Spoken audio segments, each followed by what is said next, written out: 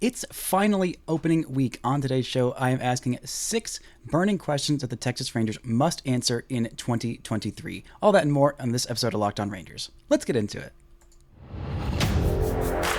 You are Locked On Rangers, your daily Texas Rangers podcast. Part of the Locked On Podcast Network, your team every day.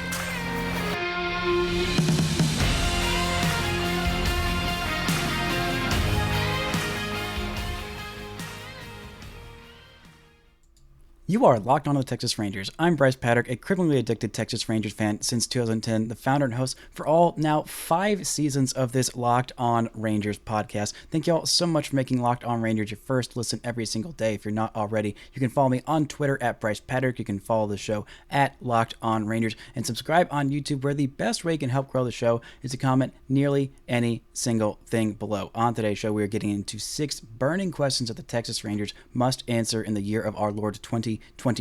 But first, today's episode is brought to you by Ultimate Baseball GM. Ever dreamed of becoming an MLB GM and managing your baseball franchise? Then this game is definitely for you. To download the game, just visit ultimatebaseballgm.com or look it up in the app stores. Our listeners get a 100% free boost to their franchise when using promo code LOCKEDON in all caps in the game.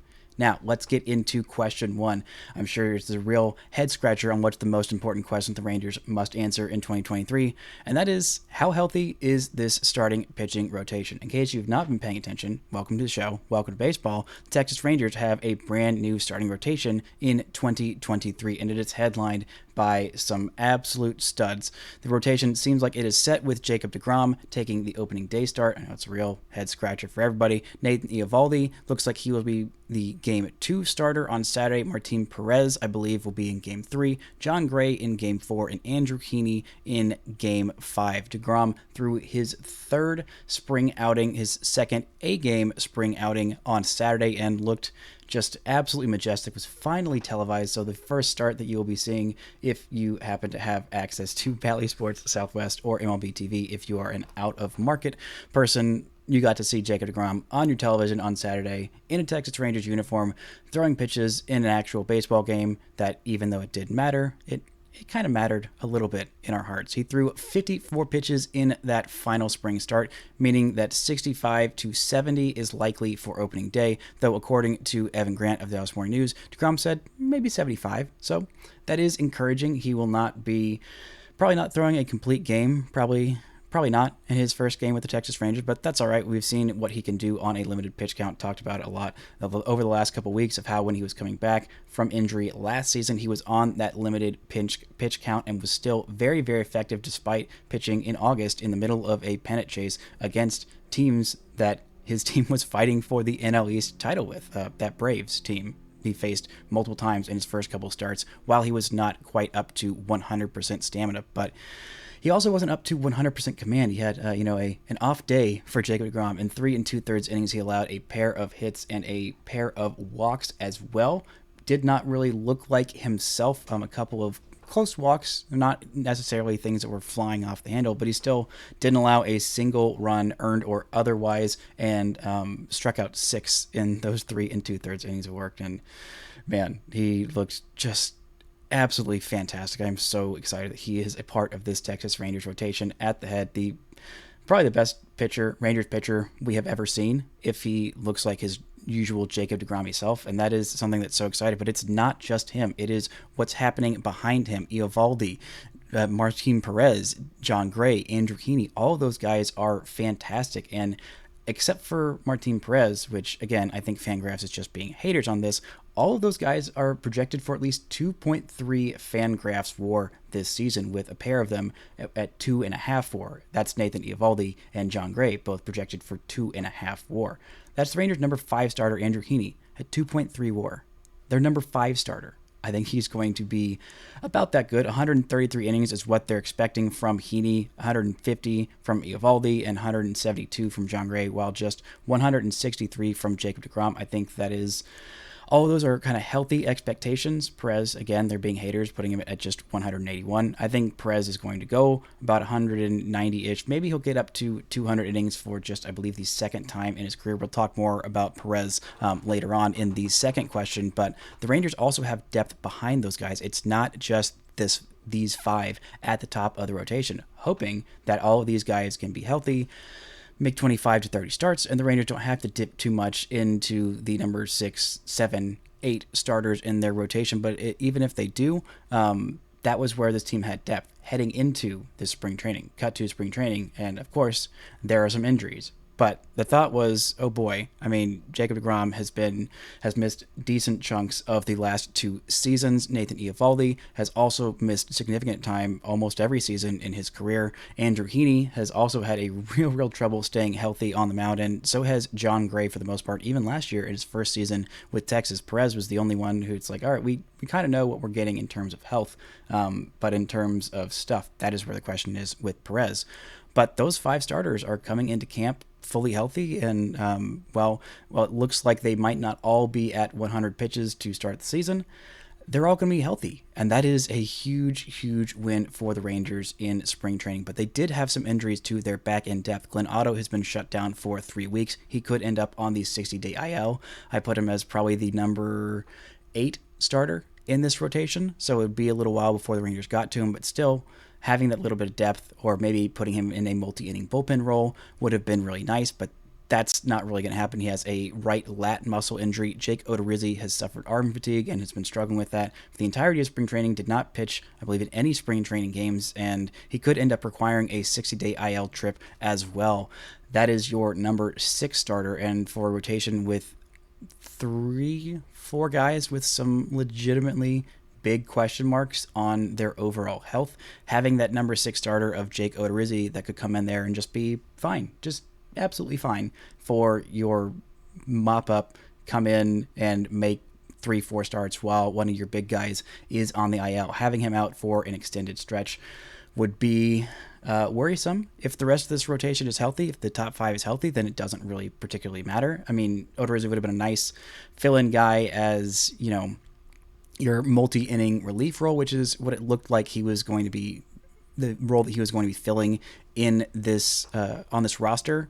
But if there is an injury, Lord forbid, to deGrom or Eovaldi or Gray or Heaney or even Perez, having that guy of your number 6 that could just step in and take as many starts as you need him to was something that really provided a lot of comfort and reassurance. The Rangers still have Dane Dunning there and Cole Reagans. If I'd say Cole Reagans is probably the number 7 starter at this point. Dane Dunning, I'm not sure if he's going to make the opening day roster.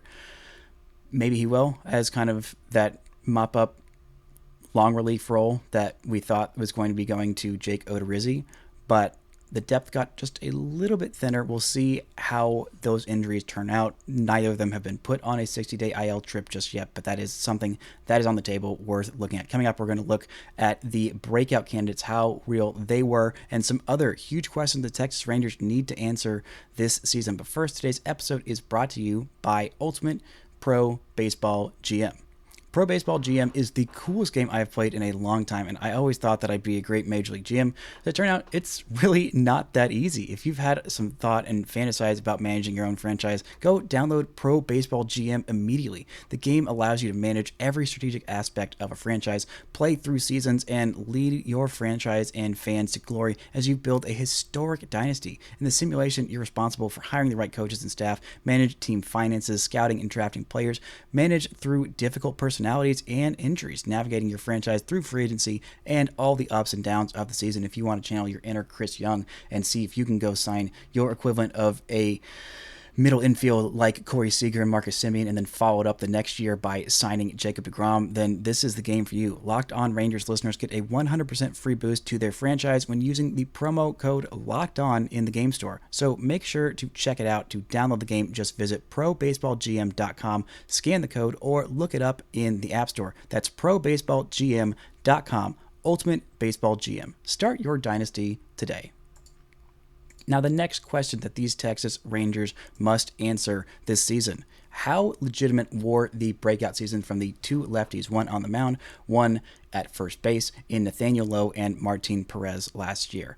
Those guys were the story of the 2022 Texas Rangers. Martin Perez had a 5.0 baseball reference WAR season. He was an all-star for the first time in his career, a sub-3 ERA, 196 innings, a career-high 169 strikeouts. He was absolutely fantastic. He's a guy who came up in the Texas Rangers system, did a little college tour, I'd like to call it, of 3-4 years, going abroad somewhere else to the studying abroad in Minnesota and in Boston, and then coming back last year on, I believe, a $3 or $4 million deal to be some kind of depth and reassurance in the Rangers rotation. And I thought, okay, fine, not that exciting. Wrong, Bryce. You were so stupid. You were so absolutely, unequivocally moronic. How could you not know that Martin Perez was going to be everything the Rangers imagined him last year? He was just so incredibly consistent, so incredibly good. He would pitch into the sixth inning, felt like every single start after that rocky beginning to the season when he was still fighting through some injuries, getting fully healthy in those first couple of starts. After that, he went at least 5 innings in every single start for the rest of the season. He was missing barrels. He still had basically the exact same stuff. There was no explosion of velocity. He's just one of those late blooming lefties who, when he turned 30, he realized, oh, I've been a big leaguer for a decade now, and I've got big league stuff, and I can get hitters out by just throwing my stuff where I want and being very, very effective with it. And these guys are going to get themselves out, and for the most part, they did. He was very, very good last season. I think this is more the Martin Perez we will see for the future. That's why the Rangers had to give him that club, the $19 million franchise tag, $19.5 million franchise tag, 0.65, I think, is the actual total, instead of offering him the 3-year deal. I think the Rangers think, okay, we liked what we saw from Martin Perez last year. He was fantastic. He was the biggest story on the pitching staff that was very troubled, to put it mildly.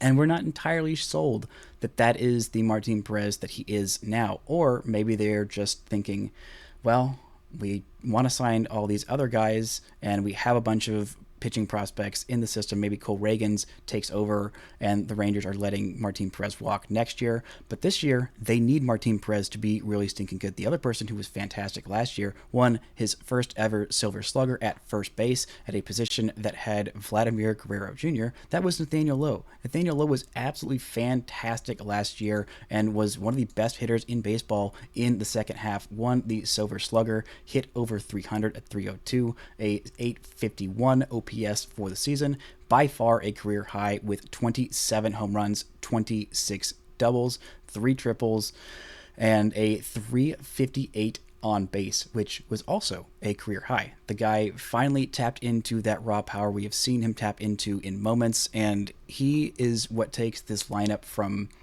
pretty good to excellent. The top 3, you have Marcus Semien leading off, and then Corey Seager, and having that protection for Corey Seager. Again, we'll get to Corey Seager and Marcus Semien in just a second, but having that guy in your 3-hole being that good, you need him to be that level of good for next season. It can't just be a one-off thing, and I don't think that it will be. Nathaniel Lowe made some very real changes. He was able to hit fastballs much better. He was able to be more aggressive. He was a guy who walked a whole lot, walked a little bit less last year, but he was one of those guys who kind of had the Nomar Mazara gene, as I would call it, a guy before last season, a guy who has all the raw power in the world, is very, very patient, which is a good thing, but occasionally you just need to let that bad boy rip and absolutely go bananas on some baseballs. But in the second half of last year, he had a 964 OPS, 15 home runs in 301 plate appearances. In the first half, he was fine. He was pretty good. A 752 OPS in 85 games, 344 plate appearances with just 12 home runs. Hit 339 in the second half, and on base just 1 point below 400, and slugged 566. I think that is a sustainable level of production. The month of August is really what set him apart. He was the best hitter in baseball in the month of August, because I think old Aaron Judge had a little bit of a down month that month. The rest of the months he was not the best hitter in baseball.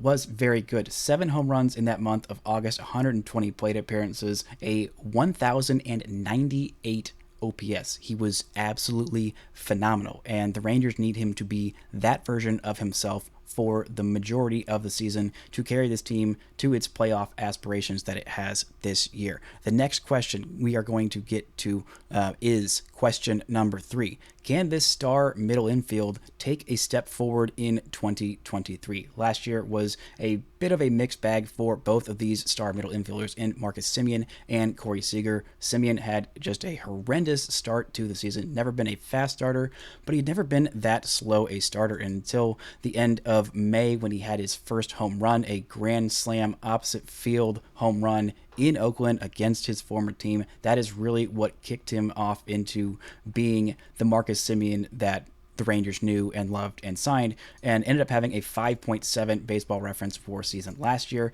and ended the season with some numbers that were a little down from where his career has been, but because he was so bad in those first 2 months, those really dragged down the rest of his numbers. Finished with 26 home runs, a 733 OPS, on base just over 300, and slugged 429. Was, I believe, a Gold Glove and Silver Slugger finalist. Did not end up winning either of those awards. Only missed one game because the Rangers sat him down in the middle of that stretch where everything was going to crap, and he started figuring things out right after that, or kind of in the midst of that. I think that he's not going to have nearly as slow a start in 2023 because he knows a little bit more about this organization, what it means to be here, and what it feels like. His spring numbers are not that crazy impressive at a 631 OPS, but if you are watching him and seeing his at-bats, he looks locked in. He is making hard contact. He is having quality at-bats as well, and I believe that he is going to start this season much faster than last year. Granted, that's not really saying a whole lot, but I just think he is going to get off to a much faster start, and a guy who is having fantastic spring, and the numbers are very much showing it, that is Corey Seager. He ends his time in Arizona with a 15-game Cactus League hitting streak. He is hitting 468 on base, just 1 point below 520, slugging 745 with 4 home runs, a 1264 OPS in 18 games in the spring. The guy is just living on base and absolutely crushing it, living his best life in the shift-free land of 2023 baseball. Thank you to Commissioner Rob for helping out Corey Seager in this big way. I think that is going to be a huge difference for Corey Seager. He was one of the hitters most affected by the shift, and I think that this is going to lead to very great things for him. Coming up, we have got 3 more questions to get into about catching, about the bullpen, and about manager Bruce Bochy. Before we do that, this episode is brought to you by Built Bar. The Built March Madness bracket is here, and we know you've got a favorite Built Bar or Puff, and now is your time to make it count. Go to BuiltMarchMadness.com to vote for your favorites. You know, I'm having a tough time figuring out who I'm going to vote for, but I think the Cookie Dough Chunk Puff has just got to be the one that I vote for. They are so freaking good. I want the Cookie Dough Chunk Puff to win, and I want the Rangers to win. So, you know, then you'll be voting for that bar too. Support your team and support your bar or puff. And when you vote your favorite bar or puff, you will be entered into a drawing where 50 lucky Locked On listeners will get a free box of Built. Not only that, but one Locked On fan will win a 12-month subscription to Built to have the Built's best bars and puffs delivered monthly straight to your door. You have got to try Built, the best tasting protein bar ever. Seriously, they are so amazing. You won't think they're good for you, but I promise you they are. So run to BuiltMarchMadness.com right now to vote your favorite bar or puff and pick up a box while you're there. You can vote every day in March, so hop in and support your pick. Now, the next question number 4 of these 6. What can this catching tandem bring? Last year was a huge season for Jonah Heim and a not so huge season for Mitch Garver, who the Rangers traded for before the season. They gave up the number 15 prospect in my preseason last year prospect rankings, and they also gave up Isaiah Kiner-Falefa, and they did not get a whole lot out of Mitch Garver. When he was healthy, he showed some flashes of that brilliant power that won him a Silver Slugger in 2019, but he only played in 54 games. He was already hurt before he came over. Injuries have been the hugest question for Mitch Garver, and it seems like he is not going to be the primary catcher. That is going to be Jonah Heim. Last year, Heim was the primary catcher and was fantastic. All-star level in the first half. I still think he should have been an all-star, but, good for Jose Trevino getting that Yankee bump and making it into the All-Star game. Last year, Heim finished with a career-high 16 home runs and a career-high 697 OPS, which doesn't sound super impressive, but if you look at what it was before the first half, before he really fell off and felt the impact of having to play 127 games last year, he was fantastic, but the second half was really rough for him. That first half, he had 12 of his 16 home runs in 69 games, a 781 OPS from a switch hitting catcher. That was some real production. Not to mention he is one of, if not the best defensive catchers in all of Major League Baseball. The second half was really, really rough for him. Just 4 home runs in 58 games, a 589 OPS. We had seen Jonah Heim in a full season as the tandem catcher with Jose Trevino in 2021. The Rangers made a decision to move on from Jose Trevino before last year, and he absolutely thrived with the Yankees. Good for him, and good for Jonah Heim as well. He really was much better than the 598 OPS he had in 2021, and the at-bats showed it. If you were watching him in 2021, you saw, okay, this guy does not look lost up there. The offensive numbers are very not good, but he's not lost up there by any means, and I think he's going to be an important part of the middle third, maybe hitting 7th in this order. But I think the Rangers really, really believe in him and believe in the first half of Jonah Heim, and hopefully we can get a healthy season from Mitch Garver this year and get to see a little bit more of Jonah Heim taking some breaks, not having to work as hard. Because in the spring, Heim has looked very much like himself. Both of these catchers have a pair of home runs. The overall numbers are just a little bit different. Heim has a 895 OPS in the spring with 5 walks to 3 strikeouts. Absolutely love to see that. An on base of 381 while slugging over 500. Mitch Garver looked pretty bad for the first half of spring training. Then towards the end, he has really turned it on. One of those 2 bombs was an absolute freaking moonshot. That is who Mitch Garver is. I believe he's going to be their primary DH because they need to get that bat in there. If he can be healthy and effective and his usual Mitch Garvery self, he really gives this lineup some added depth and some added oomph that they most desperately need if they want to be a playoff team. Now, question number 5.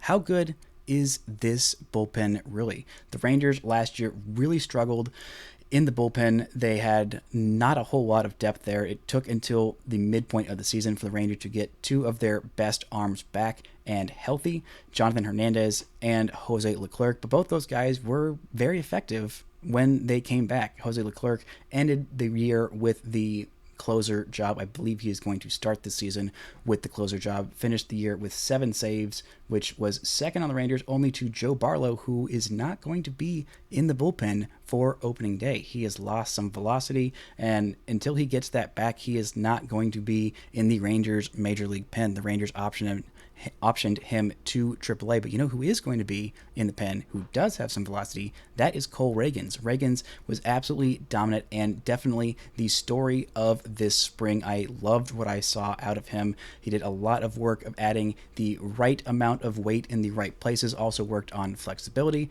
and he said the goal wasn't really to start throwing a whole lot harder, although that has been the result. The goal was to be a little bit healthier. He's a guy who has missed multiple seasons with Tommy John surgeries, a former first-round pick who had a lot of promise, and things have just kind of had gone off the rails for him. But so far, he is going to start the season in the bullpen, finished spring with 24 strikeouts in 16 2/3 innings, which, if I'm not mistaken, by far led the Rangers pitchers this spring. Yes, Dane Dunning was the second closest. He had 19 Ks in 20 1/3 innings, who might also be starting the season in the pen.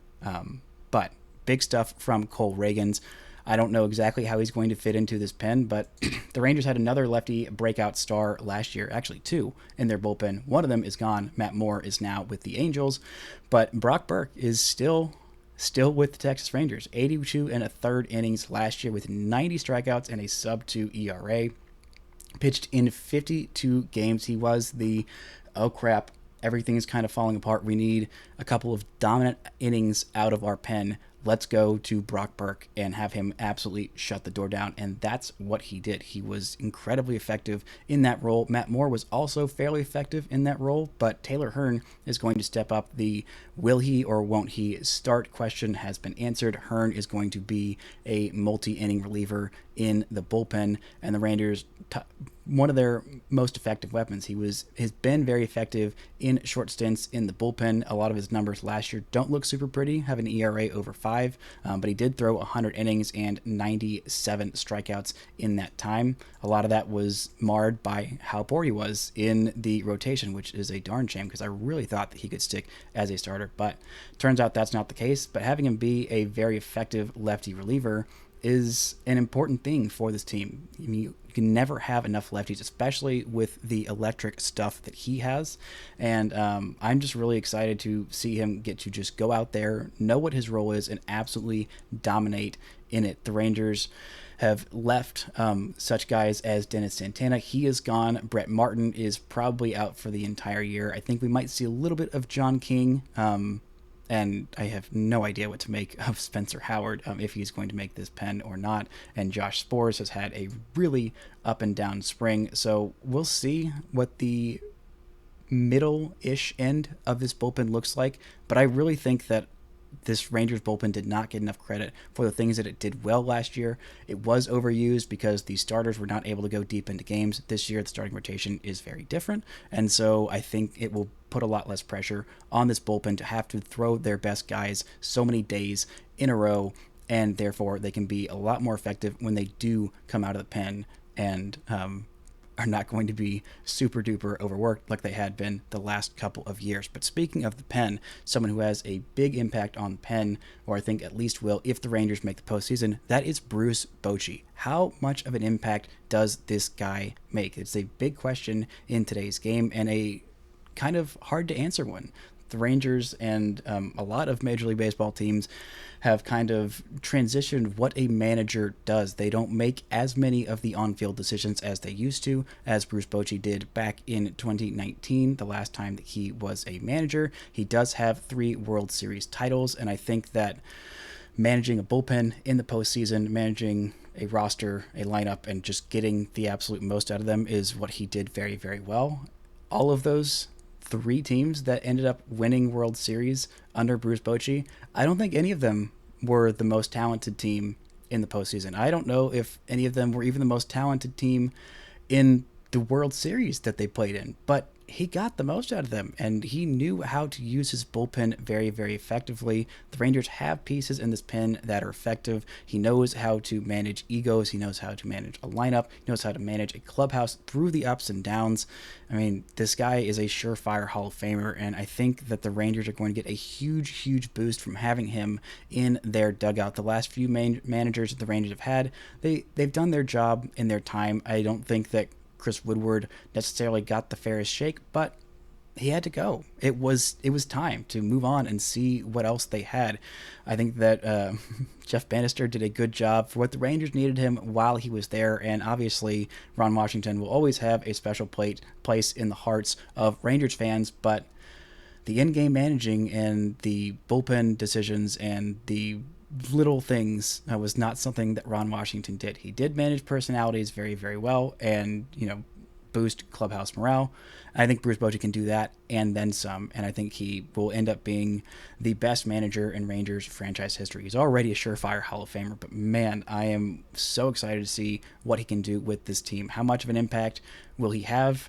How much will it be difficult for him to kind of cede some of those decisions in terms of who's starting, what the lineup looks like, different positioning and things like that to his front office? I think it'll be a lot easier with Chris Young, one of his former players, doing that, and having a guy who knows what it's like to be in the dugout. There's definitely some value in the kind of nerd thoughts, the nerd wisdom, as you were, but there's also some wisdom.